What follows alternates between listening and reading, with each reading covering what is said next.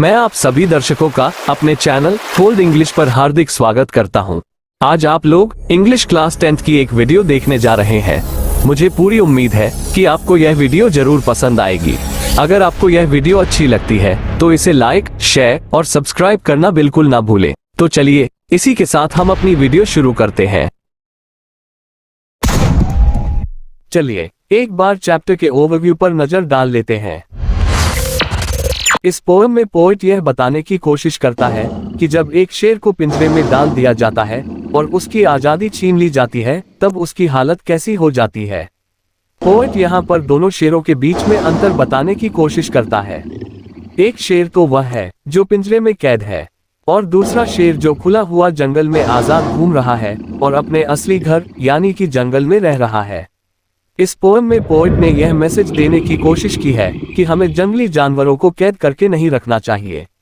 हमें उन्हें आजादी से उनके घरों यानी जंगलों में घूमने देना चाहिए, क्योंकि सभी जानवर आजादी से बहुत प्यार करते हैं, जैसे कि हम लोग आजादी से प्यार करते हैं।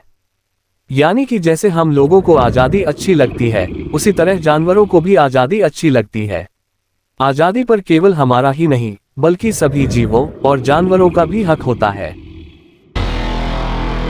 आइए अब अपना वीडियो स्टार्ट करते हैं। शेर जो कि जंगल का राजा होता है उसे लोगों ने जबरदस्ती एक पिंजरे में डाल दिया है। शेर को चिड़ियाघर के अंदर उन लोगों ने पिंजरे में डाला हुआ है।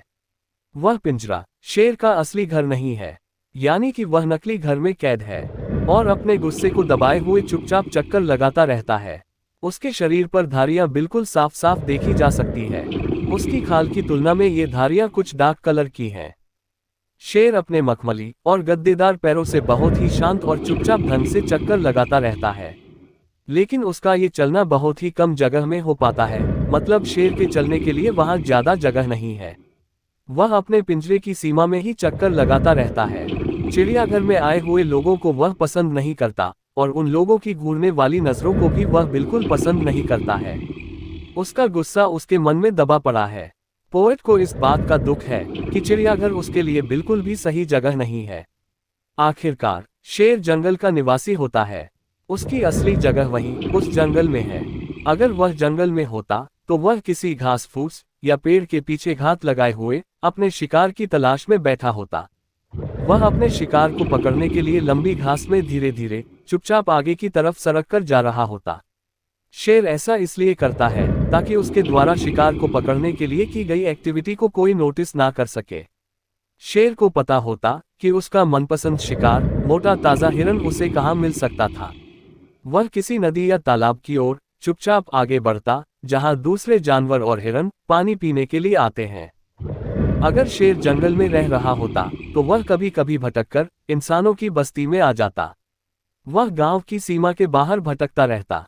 ये मनुष्य की बस्तियां जंगल के छोर पर बनी हुई हैं। वह गांव वालों को देखकर उनको डराने के लिए अपने लंबे और पैने दांतों और पंजों को खोल देता, लेकिन ये गांव वालों के लिए केवल शेर की ताकत का प्रदर्शन ही होता।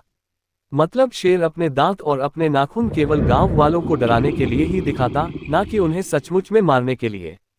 गांव वालों को मारने या उनके घरों में घुसने की उसकी कोई भी इच्छा नहीं होती।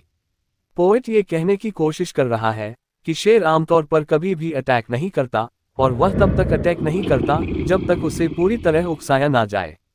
किसी को मारना उसका शौक नहीं है बल्कि ये केवल उसके खाने की जरूरत है। कहने का मतलब ये है कि शेर दूसरे जानवरों को केवल तभी मारता है जब उसे भूख लगी होती है। बिना वजह के वह किसी जानवर को नहीं मारता। ये बड़े ही दुर्भाग्य की बात है कि वह कंकड़ पत्थर की बनी हुई कोठरी में कैद है और उस कोठरी में उसका शक्तिशाली और मजबूत शरीर उसके लिए किसी भी काम का नहीं है, क्योंकि उसे सलाखों के पीछे कैद कर दिया गया है। उसकी सभी एक्टिविटीज को कंट्रोल कर दिया गया है और अब वह कुछ लिमिटेड एक्टिविटीज ही कर सकता है। वह लगातार अपने पिंजरे की लंबाई और चौड़ाई के बराबर ही चक्कर लगाता रहता है। उसे आने वाले लोगों की नजरें बिल्कुल भी अच्छी नहीं लगती। वह उन लोगों को देखकर बिल्कुल भी खुशी महसूस नहीं करता है और उन लोगों को इग्नोर करने की कोशिश करता है। पोएट आगे बताता है कि किस तरह शेर के लिए दिन का एंड होता है। वह रात को देर तक नहीं सोता। वह चिड़ियाघर की पहरेदारी करते हुए अक्सर लोगों की kaa की आवाजों को सुनता रहता है। आसमान में सितारे चमकते हैं और ठीक उसी तरह उसकी आंखें भी रात के समय चमकती रहती है। वह लगातार चमकते हुए सितारों को देखता है। अफसोस की बात यह है कि वह उन चमकदार सितारों को केवल अपने पिंजरे की सलाखों के पीछे से ही देखता रहता है। तो डियर स्टूडेंट्स, मुझे पूरी उम्मीद है कि यह वीडियो आपको जरूर पसंद आई होगी। अगर यह वीडियो आपको अच्छी लगी तो प्लीज इसे लाइक, शेयर एंड सब्सक्राइब जरूर करें। तो चलिए अब हम अगली वीडियो में मिलते हैं। तब तक के लिए goodbye and take care of yourself.